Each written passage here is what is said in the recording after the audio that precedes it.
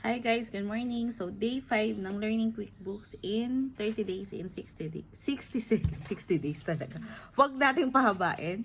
So ngayon, we'll do a batch batch categorization sa bank feeds ninyo. So paano natin siya gagawin? So watch till the end.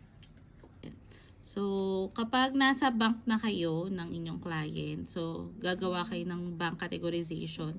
Ang gagawin nyo, ititik nyo po yung ditong box nila.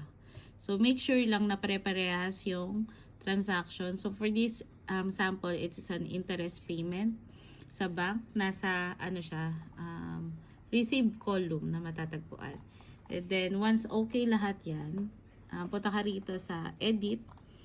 And then, ang type ng transaction na ito ay isang deposit.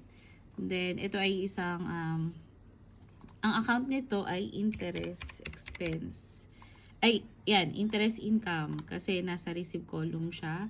Tapos may class kasi sila na ginagawa rito kasi branch ito. And then location is kung ano yung location ng client. Naka-on kasi ang location nito. And then yung tax dahil Philippine setting ito, no VAT tayo dyan. And then apply and accept. So wait mo lang, tapos magkakaroon ka na ng, categorize na yung nasa batch na yun. So, follow for more accounting and bookkeeping tips.